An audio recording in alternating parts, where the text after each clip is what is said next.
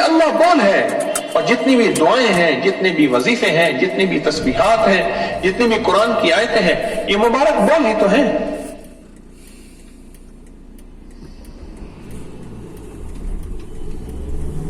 ہم کبھی اپنے آپ کو یہ نہ سمجھیں کہ ہم ان چیزوں کی ہمیں ضرورت نہیں ہے، نا، ہم ہر پل ان چیزوں کے ساتھ چل رہے ہیں۔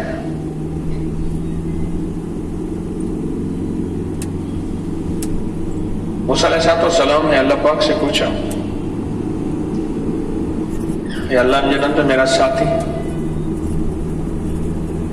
تو فرمایا فلاں ایک جگہ کسائی ہے، وہ تیرا جنت کا ساتھی ہے۔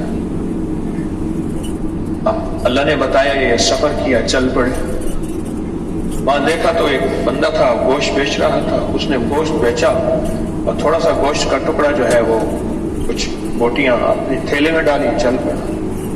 انہیں پردیسی مسافر ہوں، آپ کا مہمان ہونا چاہتا ہوں، آ جائے۔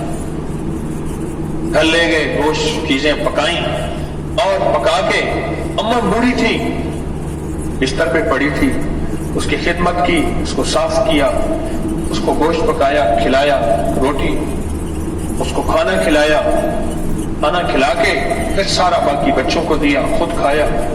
تو اماں کے منہ سے کچھ لفظ نکل رہے تھے، موسیٰ علیہ السلام ان لفظوں کے سے دور بیٹھے تھے۔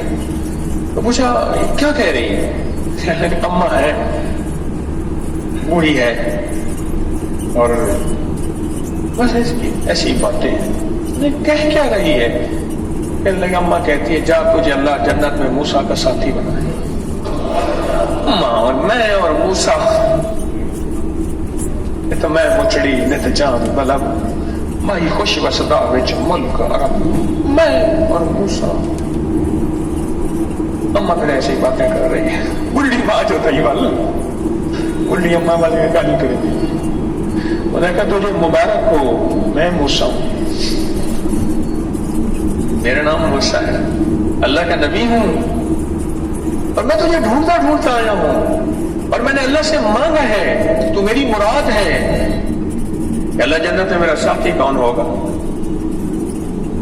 ماں کی خدمت اور ماں کے نکلے ہوئے بول کائنات کو بدل کے رکھ دیا۔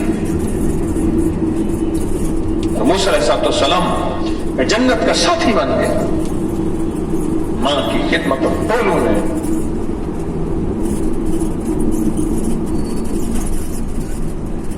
اللہ والو، خوشحالی کے راز ہیں یہ بول، خوشحالی کے راز ہیں یہ بول، خوشحالی کے راز۔ سبحان ذی الملک والملکوت، سبحان ذی العزت والعظمت والحیبت والقدرت والکبریاء والجبروت، یہ الفاظ ہیں۔ اکثر اسے تسبیح تراویح کہتے ہیں، آگے بھی ہے، یہ بول ہے، اس میں اللہ کی عظمت ہے۔ سبحان ذی الملک والملکوت۔ امام زین العابدین شہنشاہ ولایت، ان سے کسی نے پوچھا کوئی اللہ کا ایسا نام بتائیں، کوئی اللہ کا ایسا وظیفہ بتائیں، کوئی ایسی تسبیح بتائیں جو میرے مسائل کو حل کر دے۔ اور میں ایک لفظ بتاتا ہوں، تو پڑھا کر سبحان ذی الملک والملکوت، بس ایک پڑھا کر سبحان ذی الملک والملکوت۔ وہ اس نے پڑھے، وہ فقر میں تھا، وہ غربت میں تھا، وہ تندرستی میں تھا، وہ فقیری میں تھا، وہ مشکلات اور مسائل میں تھا، ان بولوں نے اس کو تونگر بنا دیا۔ ایک وقت تھا، فرمایا وہ کوفہ کا بہت بڑا رئیس تھا، ایک وقت میں 300 آدمی اس کے دسترخوان پہ کھانا کھاتا تھا، 500 آدمی اس کے دسترخوان پہ کھانا کھاتا تھا۔ اور ایک وہ وقت تھا جو خود اس کے پاس دسترخوان ہی نہیں تھا سوائے فقر اور غربت اور تندرستی کے۔ بولوں نے کہاں سے کہاں اس کو تونگری پہ پہنچا دیا۔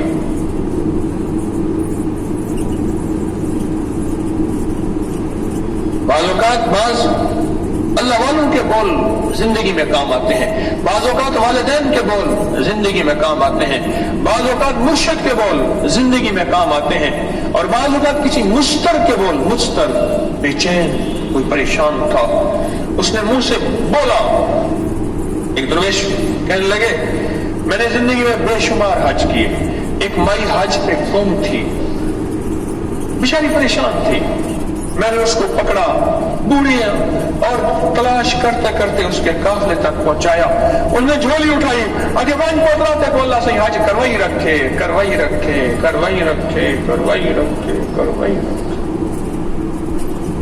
وہ بولی ہیں جو مجھے حج پہ حج، حج پہ حج، حج پہ حج ہو رہا۔ اماں نے وہ ایسی دعا دی، بوڑھی نے پتہ نہیں کون تھی، مجھے خبر نہیں، پر اس کی دعا تھی جس کی دعا کی وجہ سے حج کے دروازے رب نے مجھ پہ کھول دیے۔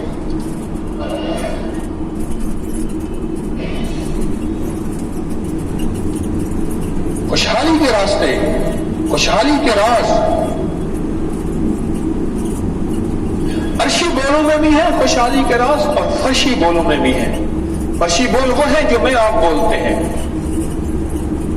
اور عرشی بول وہ ہے جو قال اللہ قال رسول ہے، قرآن و سنت ہے، قرآن و حدیث ہے، وہ عرشی بول ہے،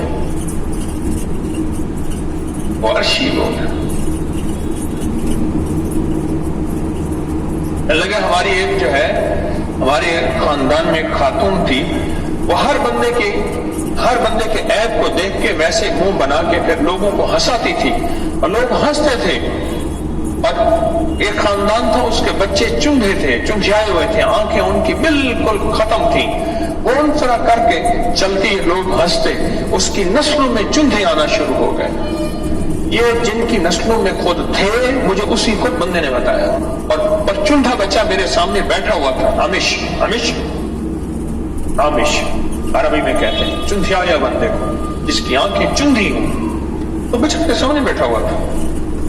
کہا کہ میں آپ سے دعا لینے آیا ہوں، دوا لینے نہیں آیا، اس کا کوئی دنیا میں علاج نہیں ہے، سنا آپ دعا دیتے ہیں، دعا دے دیں کہ کوئی بد دعا ہے، کوئی آہ ہے کسی کی، وہ ہمارا پیچھا کر رہی ہے۔ ہماری بڑی تھی ایک خاتون، وہ ایسے مذاقیں کرتی تھی لوگوں کے عیبوں پہ، اور ہمارے بچے، اب ہر بچہ پیدا ہوتا ہے یہی چندھا بچہ ہوتا ہے ہمارا، کوئی ہے اس کا علاج؟ کوئی چارہ ساز ہوتا، کوئی غم گسار ہوتا، کوئی اس کا بھی حل ہے؟ اس لیے فرمایا اللہ کے حبیب میرے کملی والے نے، میں خود 70 دفعہ استغفار کرتا ہوں، میری امت استغفار کرتے رہنا، اللہ میرے بولوں کی توبہ، اللہ میرے لفظوں کی توبہ، اللہ میری سوچوں کی توبہ، اللہ میری توبہ، اللہ میرے خاندان کا کسی کوئی بڑا تھا، اس نے کوئی ایسا بول بولا تھا، کوئی ایسا لفظ کہا تھا، کوئی ایسا عمل کیا تھا، ان بولوں نے تیرے عرش کو ہلایا تھا، اور میرے خلاف سارے فیصلے ہو گئے تھے، اور میری نسلوں کے خلاف سارے فیصلے ہو گئے تھے۔ مولا میں تو ہر اس پرانے بول کے بھی تجھ سے توبہ کرتا ہوں، استغفار کرتا ہوں، اور تجھ سے معافی مانگتا ہوں، اللہ تو معاف کر دے، تجھ سے بڑا اور کون ہے، میں کس سے مانگوں؟ استغفار اس لیے ہے، اگر کوئی بول ایسا ہوا اور تھا جو میری نسلوں کی تقدیریں خراب کر رہا ہے، اور میرے لیے، میری غربت کے تنگدستیوں کے لیے، اور میری نسلوں کے لیے غربت، تنگدستی کے، بیماریوں کے، تکلیفوں کے، مشکلوں کے، پریشانیوں کے، ناکامیوں کے فیصلے کروا چکا ہے، کئی لوگوں نے بتایا۔ کہنے لگے 3 نسلیں تو میں جانتا ہوں، اماں کہتی ہے، ابا کہتے ہیں، نانی کہتی ہے، دادی کہتی ہے، بیٹا ہماری نسلیں ایسی ہی چلی آ رہی ہیں، جس میں بیماریاں ہیں، جس میں تکلیفیں ہیں، جس میں تنگدستی ہیں، جس میں غربت ہے، جس میں مفلسی ہے، یا جس میں جھگڑے ہیں، جس میں مقدمات ہیں، یا جس میں آپس میں نفرتیں ہیں، ہماری نسلیں ایسی چلی آ رہی ہیں۔ اس سب کے مقدر میں سحر ہے ہی نہیں، دیکھا یہ کئی بار